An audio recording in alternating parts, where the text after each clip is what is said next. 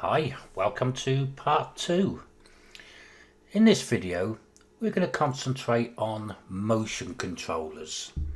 It's not a review of what is the best motion controller, what is the worst motion controller, anything like that.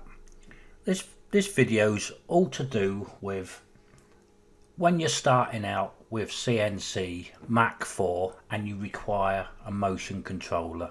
Just some of the considerations you'll need to think about before you purchase one. So what type of machine are you going to build?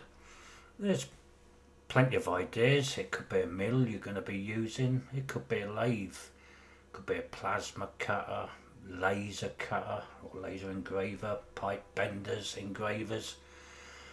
Basically with Mach 4 you can build whatever you can imagine. But will the motion controller be sufficient to run what you have imagined?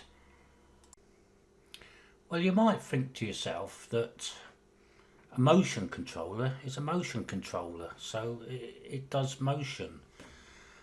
Well, Mach 4 is a G-code interpreter, trajectory planner.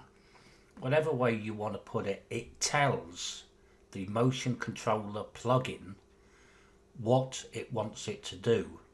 Now, for an example, if you was using or wanting to build a laser engraver, then you're going to be using the M62 command and the M63 command. Now, that does not mean just because it's included within Mach 4 that it will work on your motion controller. You need to do some research to make sure the M62 and M63 is included with it. The same as some of the G codes that are in Mach 4. If we scroll up a bit, some of the G codes that are in Mach 4, like your rigid tapping, anything like that as an example, that does not mean that is included in the motion controller. Look at the manufacturer of the motion controller and check to make sure those commands are there and they are working.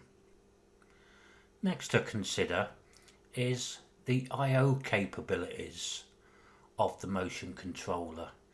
Is it sufficient for the inputs that you're going to need to send to Mach 4? Has it got sufficient output signals for what you want to send from Mach 4? These can be simple things, input signals, like limit switches, home switches, probing, absolutely anything that you need to send a signal to Mach 4. Equally with the output signals, this can be from enabling a dust vac to turning on a spindle, mist control.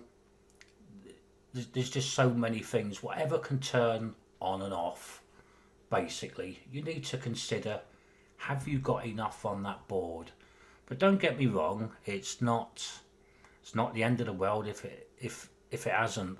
There are I/O boards out there that are purely I/O boards and not motion controllers. But I would consider this before you get it and then find out you just haven't got enough inputs and outputs on that one controller board you have bought. The next thing to take into consideration is Mach 4 is constantly moving, constantly getting better, more things being added.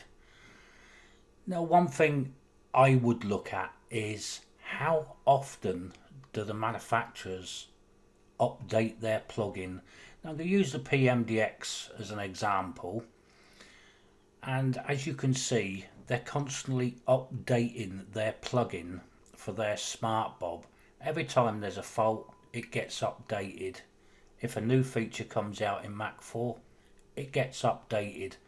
There is nothing worse than having a motion controller and 8 months down the line, there's been so much new stuff put into Mach 4, but yet the manufacturer of your motion controller has not yet updated the plugin to allow you to use them new features, or even use some of the features that have been there from the beginning.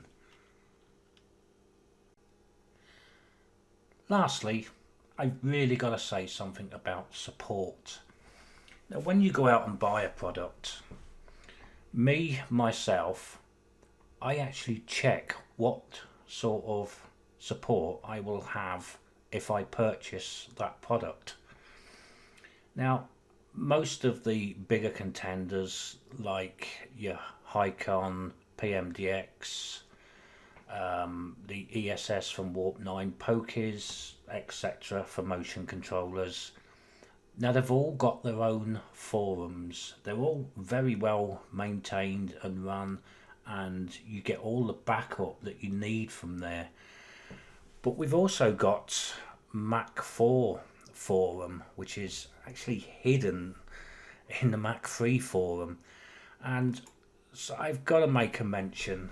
I'm not associated with PMDX, but the support you get from these guys, Bob from PDX and Steve, now apart from giving support on their own site, will actually come on to Mach 4 site and give a little bit of a backup for their product. Now, I haven't seen that from any other motion controller for Mach 4 do that yet on the Mach 4 site.